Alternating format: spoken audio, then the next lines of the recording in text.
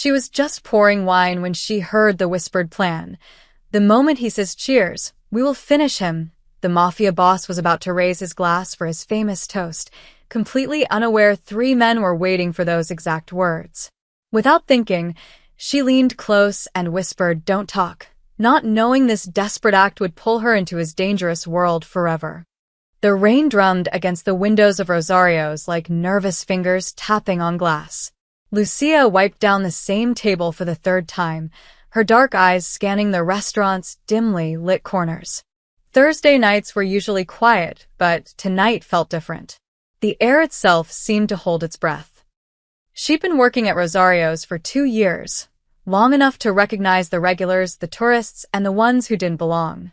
Tonight, 3 men sat in booth 7, the corner booth that most customers avoided because it was too dark, too isolated. But these men had specifically requested it. Lucia had served them once already. They'd barely touched their osso buco, spending more time whispering than eating. The youngest one kept checking his watch. The older man with the scar running from his left ear to his jaw hadn't stopped staring at the entrance. The 3rd man, heavy-set with gold teeth, drummed his fingers on the table in a rhythm that made Lucia's skin crawl. "Table 12 needs more wine," called Tony, the head waiter, snapping Lucia back to reality. She grabbed a bottle of Chianti and made her way across the restaurant, but her path took her close to booth 7. The moment he says salute, we strike. The words hit her like ice water. Lucia's hand trembled slightly as she poured wine for the elderly couple at table 12, her mind racing. Salute, the Italian word for cheers, but who were they talking about? Her question was answered 30 seconds later. The restaurant's front door swung open with theatrical flair, and Don Vito Castellano walked in like he owned not just the building, but the entire block, which Lucia realized with a chill he probably did. She'd heard whispers about him. The neighborhood's unofficial king, the man who solved problems that the police couldn't or wouldn't touch. He was younger than she'd expected, maybe 45, with silver threading through his black hair and eyes that seemed to catalog everything and everyone in a single glance. 3 men followed him in, their expensive suits doing little to hide the fact that they were armed. They moved with the fluid precision of predators, scanning the room before taking positions near the bar and by the kitchen door. Don Vito smiled and nodded to familiar faces as he walked toward his usual table, table 4, center of the room, where he could see everyone and everyone could see him. He was the kind of man who turned dining into performance art. Buonasera, Don Vito. Maria, the restaurant owner, appeared instantly at his side. "Your usual table is ready." "Perfetto," he said, his voice carrying across the suddenly quieter restaurant. Even conversations at other tables had dropped to respectful whispers. Lucia glanced back at booth 7. The 3 men had gone rigid, their casual postures replaced by coiled tension. The scarred man's hand had disappeared under his jacket.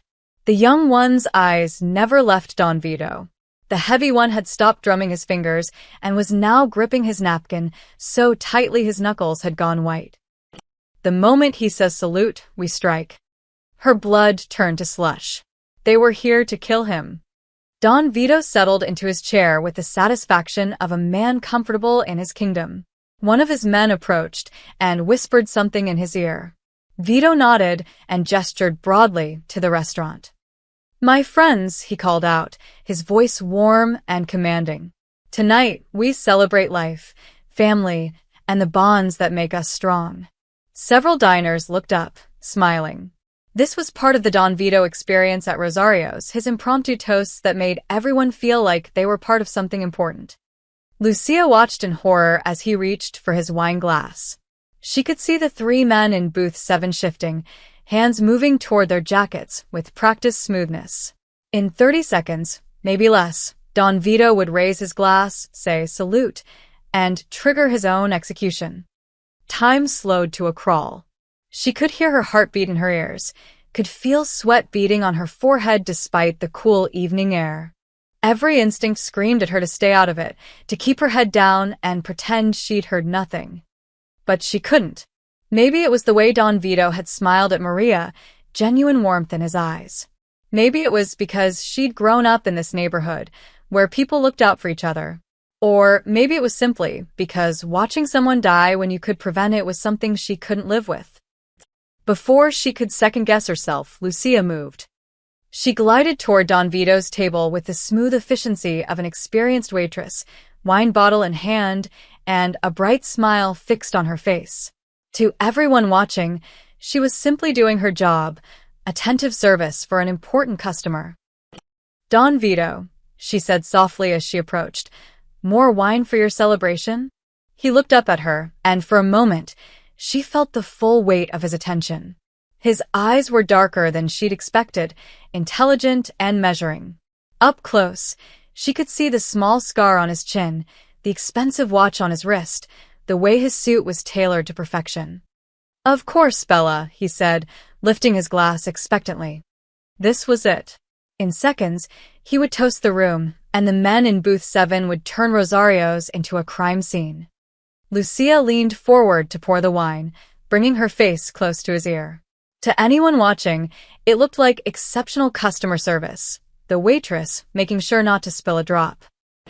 "Don't talk," she whispered, her voice so soft it was barely breath against his ear. Don Vito's hand froze halfway to raising his glass. She felt him go absolutely still, every muscle in his body suddenly alert. His eyes snapped to hers, searching her face with laser intensity. The restaurant held its breath. Everyone was watching, waiting for the familiar toast that had become part of the Don Vito legend. Instead, he slowly lowered his glass and gave her the smallest of nods. "Perhaps," he said carefully, "we should savor the moment in silence tonight." Across the room, Lucia saw the 3 men in booth 7 exchange confused glances. The scarred man's hand remained under his jacket, but uncertainty flickered across his face. The young one checked his watch again, more frantically this time. The heavy one's eyes darted between Don Vito and his companions. Without the signal they'd been waiting for, they were lost. Don Vito raised his glass slightly, but instead of speaking, he simply nodded to the room and took a sip. It was elegant, mysterious, and completely wrong for 3 would-be assassins who needed him to say one specific word. Lucia stepped back, her legs shaking so badly she was amazed she could still stand. She'd done it. Somehow, impossibly, she'd prevented a murder without anyone realizing what had just happened. Except Don Vito knew. As she moved away from his table, she could feel his gaze following her, could sense the questions building behind those dark eyes. And in booth 7, 3 very dangerous men were beginning to realize that their carefully laid plan had just crumbled to dust. The evening was far from over. Don Vito's fingers wrapped around his wine glass like a man holding onto his sanity. Behind his practiced smile, his mind was racing through possibilities, each one more dangerous than the last. In his world, unexpected whispers from strangers usually meant one of 2 things: betrayal or salvation. The trick was figuring out which one before you ended up dead. He took another sip of wine, buying himself time to think. The pretty waitress with the urgent whisper had moved on to other tables, but he could feel her stealing glances at him. More importantly, he could feel his own men watching him, waiting for some sign of what had just happened. "Everything all right, boss?" Marco, his most trusted bodyguard, appeared at his elbow with the casual ease of a man who'd spent 15 years keeping Vito alive. To anyone watching, he was simply checking if his employer needed anything. In reality, his hand was resting inside his jacket, fingers wrapped around his .45. "Perfect," Vito said, his voice carrying just enough warmth to sound natural. "Just appreciating the service here." But nothing was perfect. In the corner of his eye, he caught movement from booth 7, the 3 men he'd barely registered when he walked in. They were shifting restlessly now, the youngest one checking his phone repeatedly. One of them, a heavy-set man with gold teeth, kept looking toward the exit. Vito had survived 23 years in his father's business by trusting his instincts, and right now those instincts were screaming. Something was wrong. The waitress had known it too, but how? "Marco," he said quietly, The three men in booth 7. You see them? Marco's eyes flickered toward the corner, without moving his head. Years of practice had taught him how to observe without being obvious about it. Yeah, boss. Been nursing the same drinks for an hour. Ordered food they're not eating. Tourists? Not dressed like tourists. Too nervous to be locals. Vito nodded slightly. Marco saw what he saw. Men who didn't belong. Men with a purpose that had nothing to do with enjoying Maria's famous risotto. The waitress appeared again, this time at a table near booth 7. She was good at her job, moving with the kind of efficiency that came from years of practice. But Vito noticed something else.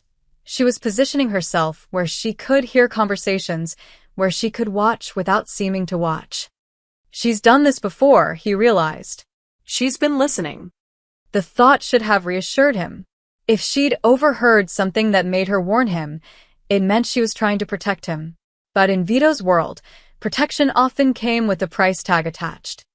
Dom, he called softly to his consigliera, who was seated at the bar with a perfect view of the entire restaurant. Domenico Torino had been advising the Castellano family for 30 years. He was thin as a rail, sharp as a stiletto, and had the kind of mind that could spot a setup from 3 blocks away. He approached with his usual measured stride. Don Vito. The waitress who just served me. What do you make of her?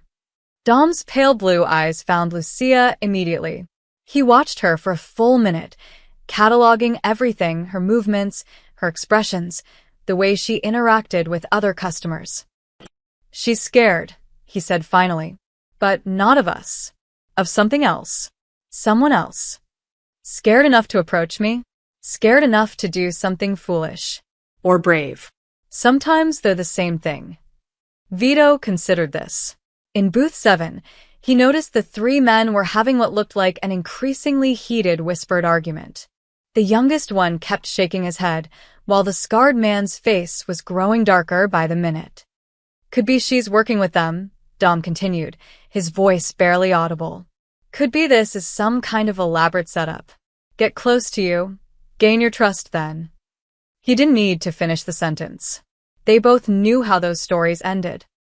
Or, Vito said thoughtfully, she could be the only reason I'm still breathing. The 3 men in booth 7 were standing now, dropping cash on the table with a kind of haste that suggested their evening hadn't gone according to plan. They moved toward the exit without looking back, but Vito caught the way the scarred man's eyes swept the restaurant one more time, like a predator marking territory he planned to return to. Lucia was clearing a nearby table when they passed. Vito watched her closely and saw something that made his blood run cold. She recognized them. More than that, she was afraid of them. The kind of bone-deep terror that came from knowing exactly what someone was capable of. The pieces were starting to fit together, forming a picture that was both clearer and more dangerous than he'd first thought. Dom, he said quietly, I want you to have a conversation with our waitress. After closing, find out what she knows. And if she's lying? Vito's smile was sharp as broken glass. Then we'll find that out too. As the 3 strangers disappeared into the rainy night, Vito raised his glass again and took another sip. Whatever game was being played tonight, he intended to win it. But first he needed to understand the rules. And the pretty waitress with the urgent whisper was going to help him figure them out, whether she wanted to or not. The 3 men who had occupied booth 7 for the past 2 hours now stood on the rain-slicked sidewalk outside Rosario's, their carefully laid plans crumbling like wet paper. Vincent Scar Moretti pulled his collar up against the October chill, his damaged face twisted with frustration that had nothing to do with the weather. This is bullshit, Vinny, Tommy Gallo hissed, his young face flushed with anger. He was supposed to say it. He always says it. Every Thursday, same time, same toast. Shut up and think, Scar snapped, his eyes scanning the street for any sign they were being watched. In their business, paranoia wasn't a character flaw, it was life insurance. Something spooked him. The 3rd man, Angelo Goldi Russo, spat into the gutter. His gold teeth caught the streetlight as he spoke. Maybe he knows. Maybe someone tipped him off. Nobody knows, Tommy insisted. We've been planning this for months. Only the three of us and who? Scar's voice carried the kind of quiet menace that made grown men reconsider their life choices. You were about to say someone else, weren't you, Tommy? The younger man's Adam's apple bobbed as he swallowed hard. Just Carmine. But he's solid. He wouldn't. Carmine Torino talks to his cousin every Tuesday, Goldie interrupted. His cousin who happens to work security for the Castellanos. You didn't think that was worth mentioning. Tommy's face went white. In the distance, they could hear the sound of sirens, probably heading to some other disaster, but it made all three men nervous. Standing around arguing on the street wasn't smart, but going back inside wasn't an option either. We need to figure out what went wrong, Scar said, pulling out his phone. And we need to do it fast. Castellano didn't get where he is by ignoring warnings. Inside the restaurant, Lucia's hands shook as she cleared table after table. Every time someone moved too quickly or spoke too loudly, her heart jumped. She'd inserted herself into something that could get her killed, and the weight of that realization was settling on her shoulders like lead. The three men were gone, but their presence lingered like cigarette smoke. She'd served them twice over the past month, always the same booth, always the same behavior, whispering, watching, waiting. Tonight, she'd finally heard enough to understand what they were waiting for. You okay, Lucia? Maria appeared beside her, concern written across her weathered face. You look pale. Just tired, Lucia managed, forcing a smile. Long day. But Maria had been running restaurants for 30 years. She could read people like menus. Those men in booth 7. They bothered you? Lucia's blood froze. If Maria had noticed something, it meant others might have too. In a neighborhood where Don Vito held court, asking the wrong questions could be dangerous. They were fine, she said quickly. Just quiet customers. Maria studied her for a moment longer, then nodded. You be careful, Mija. Sometimes quiet customers are the loudest problems. Across the restaurant, Lucia caught Dom Torino watching her with those pale blue eyes that seemed to see straight through to her soul. He'd been observing her all evening, noting every glance, every gesture. She knew he'd marked her as someone worth investigating. At his table, Don Vito was playing the perfect host, chatting with other diners, signing an autograph for a tourist's son. But Lucia could see the tension in his shoulders, could feel the alert energy radiating from his bodyguards. He knew something had happened. He just didn't know what. Her phone buzzed with a text message. Unknown number. You made a mistake tonight. Lucia's breath caught in her throat.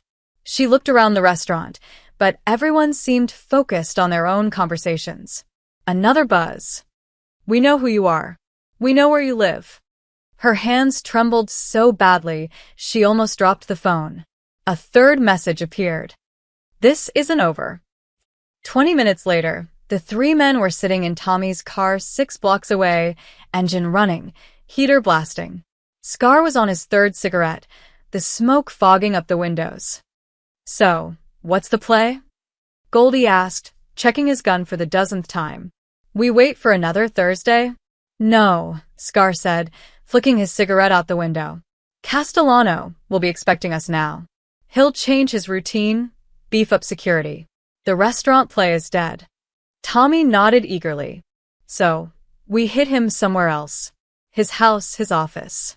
His house has more security than Fort Knox, Goldie interrupted. And his office is in the middle of downtown.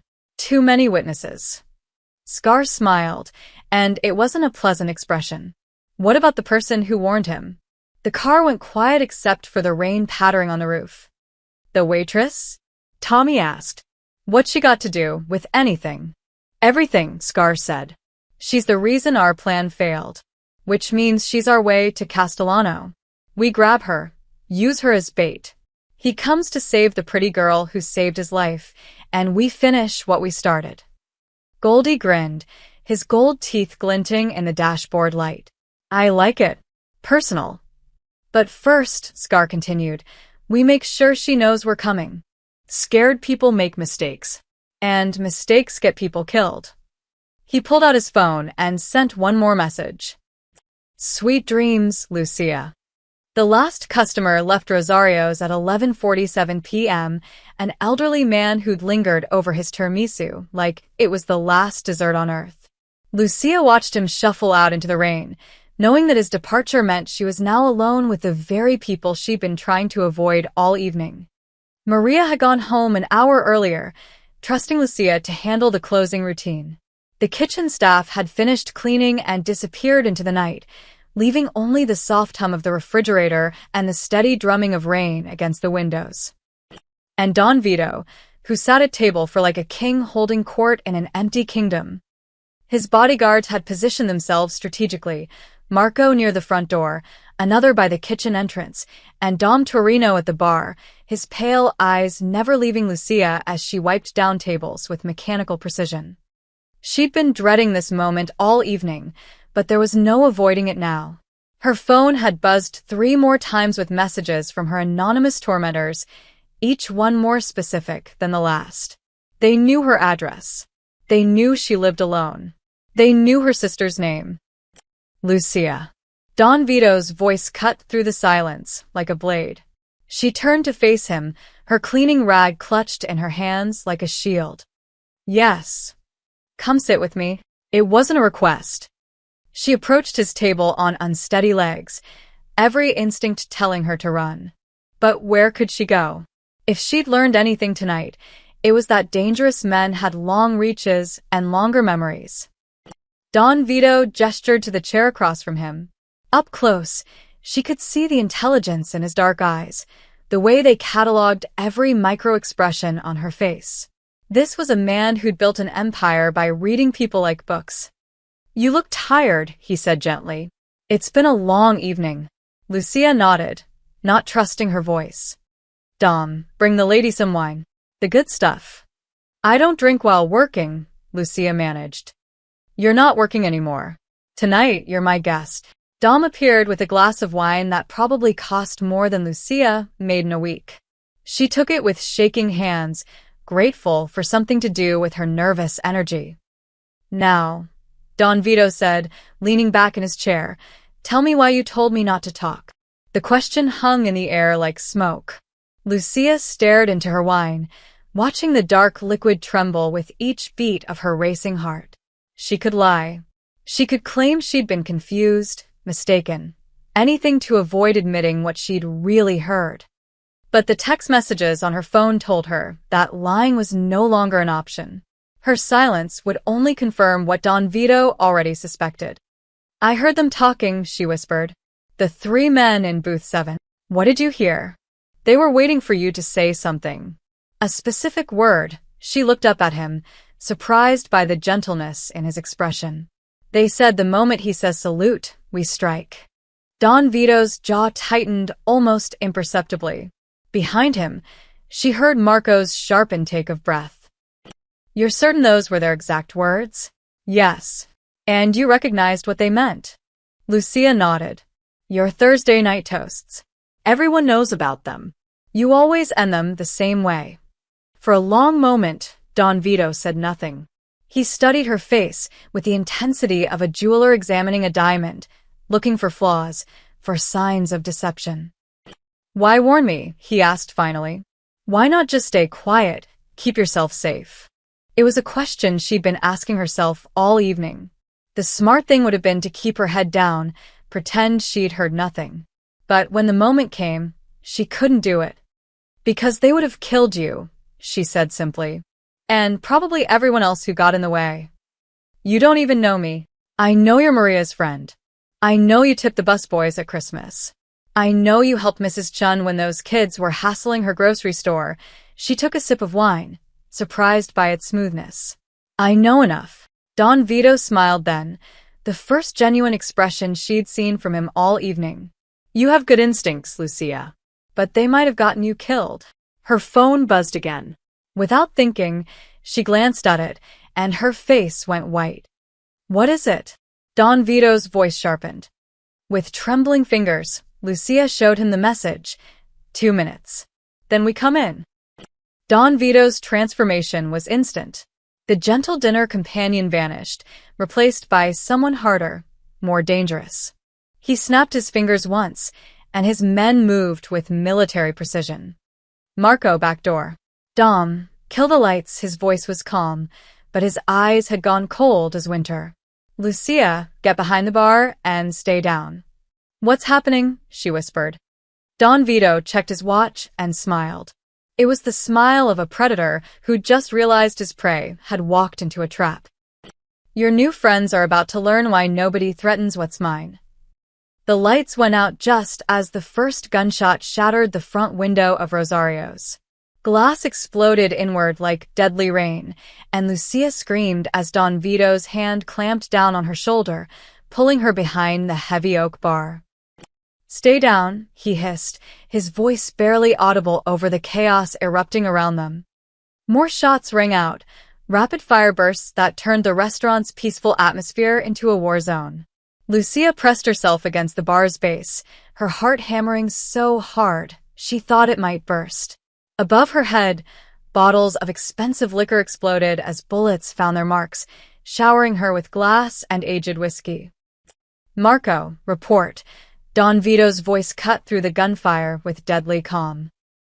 3 shooters outside, came the reply from somewhere near the kitchen. Professional spread. They know what they're doing. Don Vito cursed in Italian. In the darkness, Lucia could see his silhouette moving with fluid precision, a gun now visible in his hand. When had he drawn it? She hadn't even seen him move. Dom, back exit. Blocked. 2 more out there. Maybe 3-inch. Dom's voice carried the same unnatural calm. They've got us boxed in. The shooting stopped abruptly, leaving only the sound of settling glass and Lucia's ragged breathing. In the sudden silence, a voice called out from the street. Castellano, send out the girl, and we'll make this quick. Lucia's blood turned to ice. They weren't just here to finish their assassination attempt. They wanted her specifically. The bait plan Scar had discussed in Tommy's car was already in motion. You hear that, Vito? The voice continued, mocking and confident. Your little guardian angel is what we really want. Hand her over, and maybe you live to see tomorrow. Don Vito's response was a single gunshot that took out the restaurant's remaining front window. The message was clear. Boss, Marco's voice carried a note of urgency. We need to move. They're probably calling in reinforcements. But Don Vito was thinking 3 steps ahead, his mind working with the cold efficiency that had kept him alive in a business where most men died young. This wasn't random violence. It was a calculated attack designed to flush him out, force him into a vulnerable position. Lucia, he whispered, his face inches from hers in the darkness. Is there another way out of this building? Service tunnels, basement access, anything? She tried to think through her terror. She'd worked here for 2 years, but always as a waitress, never exploring the building's hidden corners. The wine cellar she managed. There's a door behind the kitchen that leads down. Maria mentioned it connects to the old subway tunnels. Don Vito smiled grimly. Perfect. Dom, we're moving to the cellar. Marco, give us cover. What about the girl? Dom's voice carried a note of concern that had nothing to do with Lucia's welfare. She's a liability. She's our ticket out of here, Don Vito replied. And she's under my protection now. The word protection carried weight in their world. It meant Lucia was no longer just a witness or a victim. She was an asset, someone valuable enough to risk lives defending. More gunfire erupted as Marco laid down covering fire from his position near the kitchen. Don Vito grabbed Lucia's hand and pulled her into a crouch. When I say run, you run. Don't look back, don't hesitate. Understand? She nodded, not trusting her voice. Run. They moved through the restaurant like shadows, Don Vito's body shielding hers as they navigated between overturned tables and shattered glass. Behind them, she could hear Dom's measured footsteps and the occasional crack of his pistol as he covered their retreat. The kitchen was a maze of stainless steel and shadows. Don Vito moved with the confidence of someone who'd memorized every possible escape route, leading her to a heavy wooden door she'd never noticed before. The cellar stairs were narrow and steep, descending into darkness that smelled of old wine and older secrets. As they reached the bottom, Don Vito pulled out a small flashlight, revealing walls lined with dust-covered bottles and, at the far end, another door marked with faded subway signage. "This leads to the old pneumatic postal system tunnels," he explained, checking his weapon. "They connect to Grand Central. We can." The sound of splintering would echoed from above. Their pursuers had found the cellar entrance. "Move," Don Vito commanded, but his voice carried a new note, not fear, but anticipation. Time to disappear. As they approached the tunnel entrance, Lucia realized that saving Don Vito's life had done more than prevent a murder. It had pulled her into a world where the rules were written in blood and loyalty, where protection came with a price she was only beginning to understand. Behind them, footsteps thundered down the cellar stairs. Ahead lay darkness and uncertainty. But beside her moved a man who just declared her worth fighting for, and in her terrified state, that felt like the only solid thing in a world gone mad. 3 days later, Lucia stood in the marble foyer of the Castellano estate, feeling like Alice after tumbling down the rabbit hole. The past 72 hours had been a blur of safe houses, strategy meetings, and the gradual realization that her old life had died the moment she whispered, "Don't talk." The estate was a fortress disguised as a mansion, all rolling lawns and classical architecture hiding cameras, sensors, and enough firepower to equip a small army. Don Vito had explained it simply. Until they dealt with the threat, she was his responsibility. In his world, that meant total protection and total control. "You look nervous," Dom observed from his position by the window. He'd been watching her with those calculating eyes for 3 days, still not entirely convinced she wasn't part of some elaborate setup. "Wouldn't you be?" Lucia shot back, surprising herself with her boldness. Fear, she was learning, could make you braver or more broken. She was choosing brave. Don Vito entered the room carrying architectural plans and wearing the expression of a man who'd found the perfect solution to an impossible problem. "Lucia, I need you to listen carefully. We're going to end this tonight." She'd been expecting this conversation. The attack on Rosario's had been a declaration of war, and men like Don Vito didn't run from wars. They won them. "What do you need me to do?" "Be yourself," he said, spreading the plans across his mahogany desk. "Tomorrow night, the Torino family is hosting their annual charity gala at the Venetian Hotel. 500 guests, perfect cover for what we have planned." Dom leaned forward, his thin face animated with the kind of intensity that came from plotting someone's downfall. "We've leaked information through 3 different channels that you'll be there as Don Vito's guest. Protected, but visible." "Bait," Lucia said flatly. "Bait," Don Vito confirmed. "But bait with teeth." He pointed to the hotel blueprints. "The Venetian has excellent security, multiple exits, and enough witnesses to keep our friends from trying anything too dramatic. But they won't be able to resist the opportunity." "How do you know they'll come?" "Because they're desperate," Dom answered. The attack on Rosario's was supposed to be quick and clean. Instead, they lost face, exposed themselves, and achieved nothing. They need to finish this before word spreads that they tried and failed to kill a made man. Don Vito's expression darkened. "More importantly, they threatened you. In my world, that's the same as threatening me directly. No one walks away from that." Lucia studied the hotel plans, trying to understand the chess game being played around her. What if something goes wrong? What if they decide the risk is worth it and just start shooting? "They won't," Don Vito said with absolute certainty.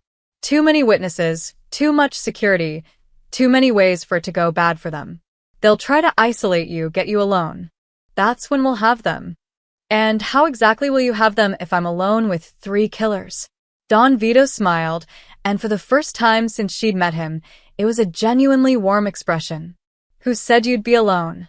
He walked to a wall safe hidden behind a false panel and withdrew a small device that looked like a high-end hearing aid. "Latest technology from our friends in Hong Kong. Transmitter, receiver, and GPS tracker all in one. You'll never be out of contact. Plus," Marco added, appearing in the doorway with his usual silent efficiency, "the Venetian has very good acoustics." Sound carries beautifully through the air vents. Dom pulled out his phone and showed her a detailed seating chart. We'll have people at every exit, every stairwell, every service corridor. The moment they make their move, they'll be surrounded. But they don't know that, Lucia said, beginning to understand. Exactly. From their perspective, you're a scared waitress hiding behind her new protector's wealth and influence. An easy target in a crowd full of distractions.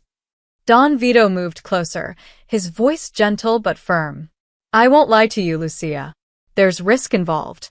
These aren't rational men. They're desperate ones, and desperate men do unpredictable things. But this is the only way to end it. Running only delays the inevitable. Lucia thought about the text messages that had continued to arrive despite her new phone and hidden location. Somehow, they kept finding ways to reach her, to remind her that she was being hunted. The estate was safe, but it was also a prison. She couldn't hide forever. What happens after? She asked. When this is over, what happens to me? Don Vito exchanged a look with Dom that spoke volumes. That depends on what you want. You saved my life, Lucia. In my world, that creates bonds that don't break easily. Meaning you'll always have my protection. But protection comes with obligations. You'll be part of our family now, whether you choose it or not. The weight of those words settled on her shoulders. She'd saved a life and lost her freedom in the process. But looking at the alternative, spending the rest of her days looking over her shoulder, waiting for Scar and his friends to finish what they'd started, the choice seemed clear. When do we start? She asked. Don Vito's smile was sharp as a blade. Tomorrow night, you're going to help us catch some killers. The Venetian Hotel's grand ballroom glittered like a jewel box, 500 of the city's elite mingling beneath crystal chandeliers that cost more than most people's houses. Lucia moved through the crowd in a midnight blue dress that probably cost more than her monthly rent, feeling every inch the part of a Mafia princess under protection.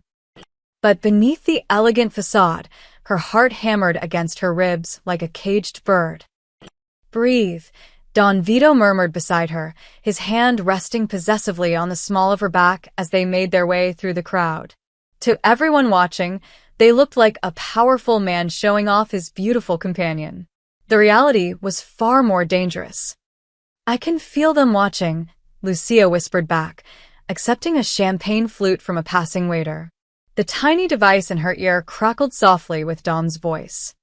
Southeast corner, near the service door. Scar just arrived. He's trying to look casual, but he's cataloging exits. Don Vito's smile never wavered as he guided Lucia toward the dance floor. Right on schedule. Marco, report. Tommy's in the lobby, pretending to use his phone. Goldie's outside in a black sedan, engine running.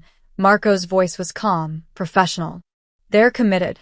The charity auction was in full swing, wealthy donors bidding ridiculous amounts on vacation packages and artwork while servers circulated with champagne and canapes. It was the perfect cover for predators stalking their prey. Now comes the hard part, Don Vito said softly as they swayed to the orchestra's rendition of a classic waltz. In 5 minutes, I'm going to excuse myself to take a business call. You'll be alone for exactly 10 minutes. 10 minutes to catch 3 killers?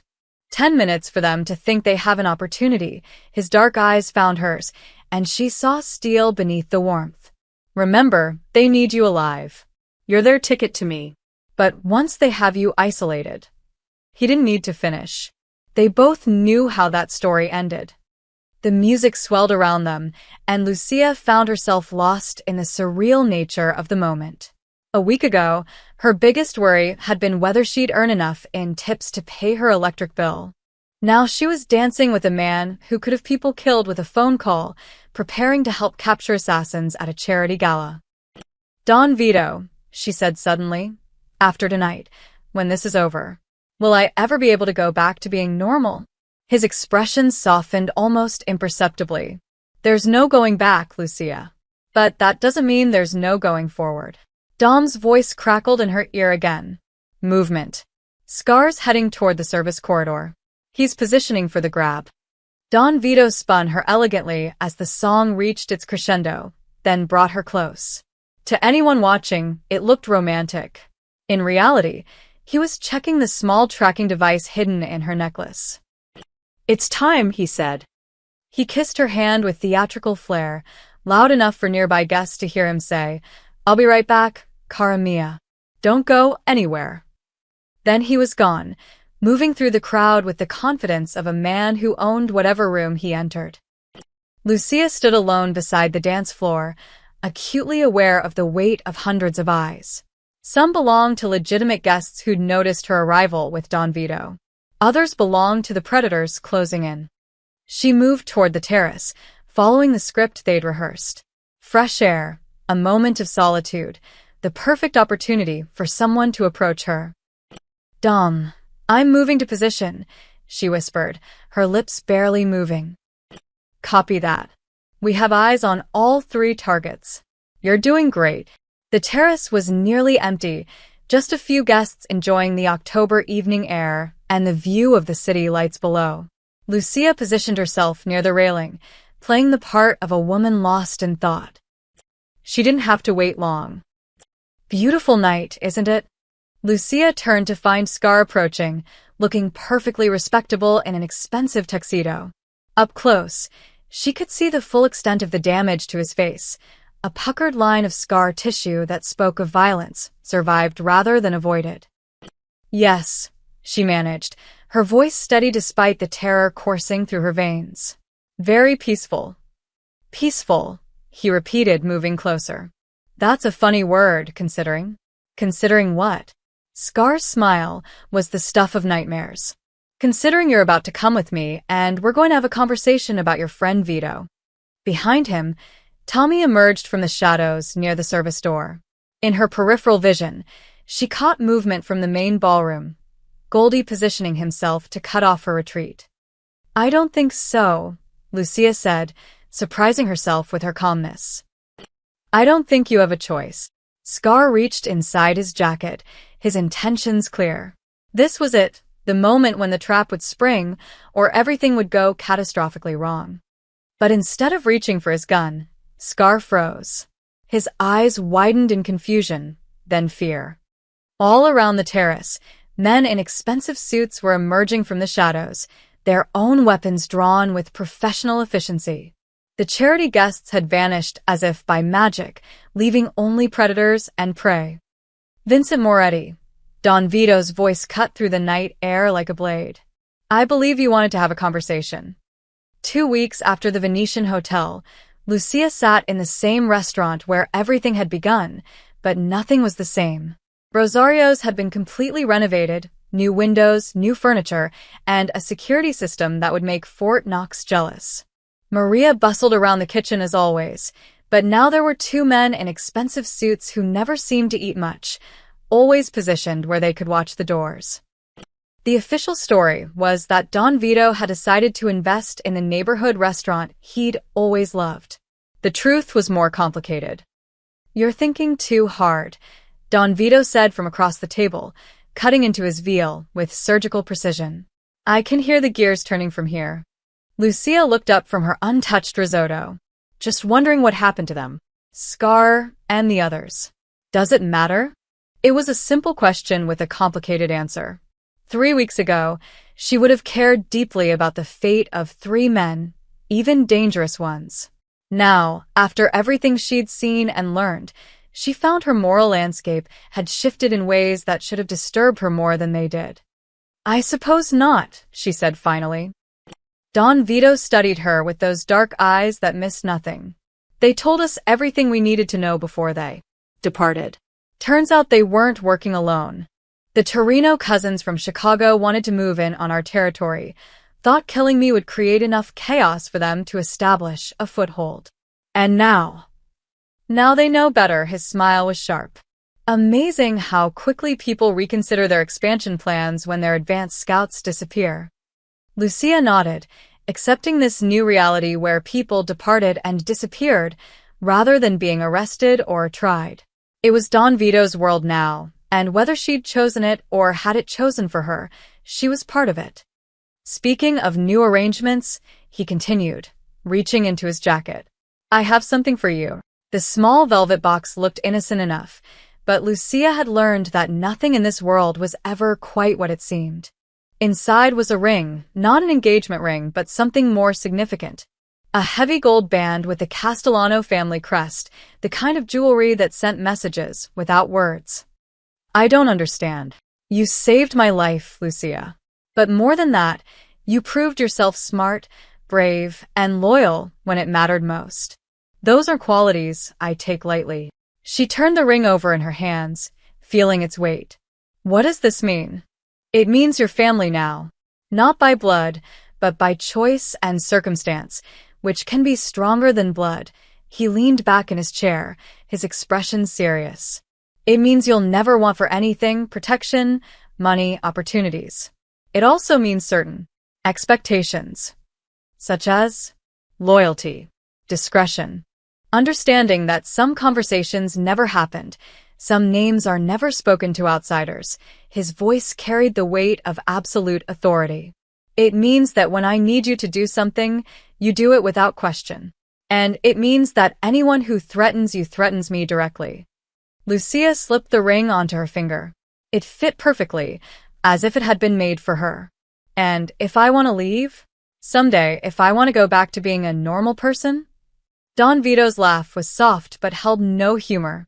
Cara mia, you stopped being a normal person the moment you whispered, "Don't talk, there's no one doing that." But why would you want to? He gestured around the restaurant, at the expensive renovations, at the subtle signs of power and protection that now surrounded her daily life. You have respect now. Security. Purpose. How many people can say their life has meaning? Lucia looked around Rosario's, seeing it through new eyes. The restaurant was beautiful now, profitable, safe. Maria smiled more, worried less about making rent or dealing with troublemakers. The neighborhood kids who used to spray graffiti on the windows now treated the place with reverence. The waitressing job is yours as long as you want it. Maria thinks you're good luck. He paused, his expression growing more serious. But you'll have other responsibilities too. Sometimes I'll need you to listen to conversations, to watch people, to be my eyes and ears in places where my usual people would stand out. A spy, an asset, a trusted member of the family who happens to be very good at seeing things others miss. Lucia touched the ring again, feeling its weight both literal and metaphorical. She thought about her old life, the cramped apartment, the endless worry about bills, the loneliness of going through each day invisible to the world around her. Now she was visible, protected, important, dangerous. Salute, Don Vito said suddenly, raising his wine glass with a slight smile. For a moment, Lucia's heart stopped. Then she understood the gesture, not a careless repetition of the word that had nearly gotten him killed, but a deliberate acknowledgement of how far they'd both traveled since that night. She raised her own glass, meeting his eyes across the table. Salute. They drank together in the restaurant where she'd saved his life and lost her old one, sealing a bond that would define whatever came next. Outside, the city moved at its usual frenetic pace, full of people living ordinary lives with ordinary problems.